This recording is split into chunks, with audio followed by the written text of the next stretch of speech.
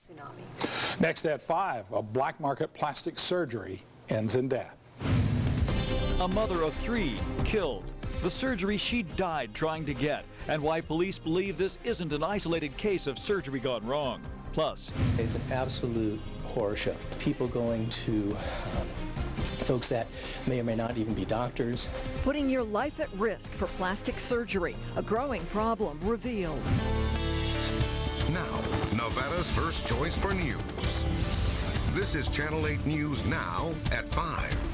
Thanks for joining us. 8 News Now is learning more about the death of a Las Vegas woman. Police say Elena Caro was killed by an unlicensed doctor. The victim went in for cosmetic surgery, but instead died at a local hospital. The so-called doctor and his wife tried to leave the country before they were caught. Plastic surgeons say they are not surprised this happened. They say cosmetic procedures are happening all the time throughout the city by people who are not licensed. Chris Saldana talked to Dr. Jeffrey Roth, a plastic surgeon. Why would somebody choose an unlicensed person to do this kind of procedure? Well, he says one thing, it's a lot less expensive, they think, so they're going to go the cheap route. But in the end, it's the plastic surgeons who are the ones that are having to go back and fix the problem, or in this case, having to deal with death.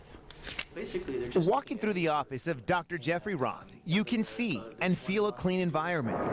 It doesn't compare to what we found at 3310 East Charleston. Old empty syringe boxes and no clear label on the door as to what type of procedures happen here. If you're walking into a place and the numbers on the address are falling off the building, that's probably not the place to go ahead and have your procedure. Dr. Roth has been a physician for close to 20 years now and a plastic surgeon for 11 of those years. The patient is the boss. If it doesn't smell right or look right or something's funny, get up and leave. It is okay to get up and leave. Dr. Roth says this weekend's tragedy is an example of a growing problem. What we've been seeing more and more are these sorts of things, people that want to have a nice bottom, but go to these people that tout that they can do that. More often than not, these people will take not medical grade silicone, but industrial grade silicone and inject it into people. The owner of the neighboring beauty salon didn't want to be identified, but knows a Colombian doctor and says this type of procedures happen all the time. A lot of times.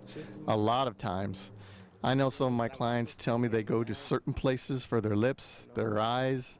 It's scary. Dr. Roth encourages patients to look for credentials and call the state medical board for questions before a trip for elective surgery ends like this one did. It's an absolute horror show.